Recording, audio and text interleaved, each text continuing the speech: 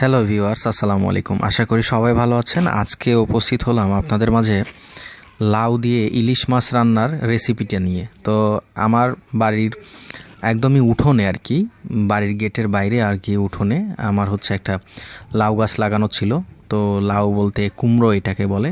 তো একটা কুমড়ো ছিল, সেটা দিয়ে আজকে এটাই প্ল্যান ছিল যে আজকে এই কুমড়োটা যখন দেখেছি তখন প্ল্যান করেছিলাম আজকে বাজার থেকে ইলিশ মাছ নিয়ে আসবো। তো কুমড়োটা দেখছেন খুব নিজের হাত দিয়েই পারলাম। তার মানে এটা একটা আলাদা অন্যরকম একটা প্রশান্তি। তার মানে অর্গানিক জিনিস খাওয়ার মধ্যে একটা মজাই আলাদা, কোনো সার নেই। আচ্ছা, যাই হোক, দেখতে পাচ্ছেন যে আমি এই 3টা ইলিশ নিয়ে এসেছিলাম। নামে ইলিশ দেখাচ্ছে, যদিও ছোট তবুও ইলিশ। ইলিশটা আগে প্রথমে যত্ন সহকারে ক্লিন করা হচ্ছে। ক্লিন করার পরে এটা সুন্দর করে কাটা হবে। কাটার পরে দেন হচ্ছে প্রসেসিংয়ের পর তারপরে এটাকে রান্না করা হবে। এই যে কাটার পালা, এটা বেশ সুন্দর করে কাটা হচ্ছিল। কাটা হওয়ার পরে এটা আপনারা সুন্দর করে দেখতে পাবেন যেভাবে রান্না করা হয় আর কি। এই রেসিপিটা দেখানোর চেষ্টা করব আজকে। এটা কাটা অলরেডি শেষ। তারপরে একটু এটা সুন্দর করে ধুয়ে ক্লিন করে তারপর আলাদা পাত্রে এটা রাখা হলো। তার পরবর্তীতে দেখতে পাচ্ছেন কুমড়োটো নিয়ে আসা হলো। তো আমাদের ফ্যামিলির মানুষজন যত কয়জন, এই একটা কুমড়োতে হয়ে যাবে ইনশাল্লাহ। এবং খুব চমৎকারভাবে এটা কাটা হচ্ছিল এবং পারফেক্টলি একটা আমার ভাতিজি, এটা আমার পরিবারের মধ্যমণি আর কি, খুবই চঞ্চল এবং আমাদের সকলকেই সবসময় হাসি খুশি রাখে।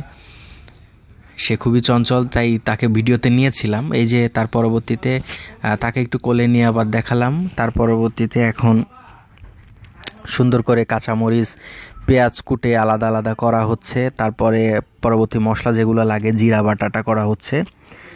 জিরা বাটার পরবর্তীতে পেঁয়াজ বাটা করা লাগবে। পেঁয়াজ বাটাটা দেখতে পাচ্ছেন যে পেঁয়াজ বাটা সম্পূর্ণ হয়ে গেল। তারপরে প্রসেসিং প্রায় শেষের দিকে। ইলিশ মাছ রান্না করতে খুব একটা বেশি ময় মশলা লাগে না, তবে একদমই যেহেতু ইলিশ মাছের গন্ধটাই একটা অন্য ধরনের একটা আকর্ষণ। তো দেখতে পাচ্ছেন মাটির চুলাতেই রান্না করা হবে। মাটির চুলাটা অলরেডি ধরানো শেষ। তারপরে হচ্ছে এর ভিতরে তেল ঢেলে দেওয়া হলো। তারপরে প্রয়োজনীয় কাঁচামরিচ এবং পেঁয়াজ যে কুচি করা ছিল সেটা দেওয়া হলো। আর আলাদা বাটিতে হচ্ছে হলুদ গুঁড়া, মরিচ গুঁড়া, আদা বাটা এগুলা মিক্সড করে রাখা হয়েছিল, সেটা একবারে দিয়ে দেওয়া হলো। তারপরে এটা সুন্দর করে কিছুক্ষণ এটা আজায় নিতে হবে, যেটাকে বলে হচ্ছে 5 মিনিটের মতো জাল দিয়ে কষায় নিতে হবে। কষানোর পরবর্তীতে সময় একটু পানি দিয়ে ঢেকে দিলে ভালো হয়, তবে না দিলেও কোনো বিষয় না। দেখতে পাচ্ছেন এটার অলরেডি কালার কিন্তু চলে আসছে, খুবই চমৎকার একটা কালার চলে আসছে। আর এদিকে আমি এখন পরবর্তী সময়তে একটু পানি দেওয়ার কথা বলেছিলাম, এটা পানি দিলাম। আমি দেখাচ্ছি আপনাদেরকে আমি কিভাবে ভিডিওটা করছি।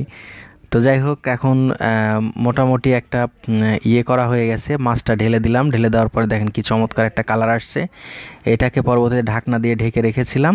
এটা 5-10 মিনিট হচ্ছে রাখার পরে মাছটা যখন ভেতরে ওর ম্যাটেরিয়ালসগুলো ঢুকে যাবে তখন এটা নামায় নেওয়াই ভালো। এবং পরবর্তীতে যে মশলাগুলো আছে, তার মানে কষানো মশলাগুলো আছে, এর ভেতরে হচ্ছে আমরা সুন্দর করে আপনার কুমড়ো যে কুটে রাখা হয়েছিল এই কুমড়োটা ঢেলে দিলাম এবং সুন্দর করে একটু নেড়ে দিয়ে তারপরে এটা চাপ দিয়ে 10-15 মিনিট ঢেকে রাখতে হবে। ঢেকে রাখার পরে দেখেন যে এই পরিস্থিতি দাঁড়িয়েছে, তার মানে অলরেডি সেদ্ধ হয়ে গেছে। এখন আমি এর ভিতরে হালকা পানি দিয়ে তার পরবর্তীতে ইলিশ মাছগুলা ঢেলে দেবো। ঢেলে দেওয়ার পরে এটা নির্দিষ্ট একটা সময় 5 থেকে 7 মিনিট আবার ঢেকে দিয়ে রান্না করতে হবে। তার মানে চুলাতে আগুন দিতে হবে। তার পরবর্তীতে এটা নামানোর পালা, এখন নামাতে হবে। নামানোর পরবর্তীতে এত সুন্দর একটা কালার আসছে। তার পরবর্তী সময় আমি এটা টেস্টিং ইস্যুতে চলে যাব কেমন হয়েছিল। আমি নামাজ কালাম পরে এসে ওইটা প্রথমে যে তেলটা ভেসে উঠেছিল ওইটা আগে একটু ঢেলে নিলাম। ঢেলে নিয়ে তার পরবর্তীতে পুরো তরকারিটাই ঢেলে নিলাম। স্মেলটা আসছিল খুবই সুন্দর, যদিও ছোট ইলিশটা, কিন্তু খেতে খুবই চমৎকার ছিল। আমি যখন ভয়েস দিচ্ছিলাম মনে হচ্ছে আর একবার খাই। তার মানে এই টেস্টটা একদমই, কুমড়ো যদিও আমার এমনিতে পছন্দ না, তবে ইলিশ মাছের সাথে আমার খুবই বেশি পছন্দ। ইলিশ মাছের সাথে আমার কুমড়োটা বেশ ভালো লাগে। সাথে কাঁচামরিচ নিয়েছিলাম। যাই হোক, সবাই ভালো থাকবেন, সুস্থ থাকবেন। আর এই ভিডিওটা কেমন লেগেছে সবাই একটু কমেন্টস করে জানাবেন। ধন্যবাদ। ডি4 জোনের সাথেই থাকবেন। আসসালামু আলাইকুম।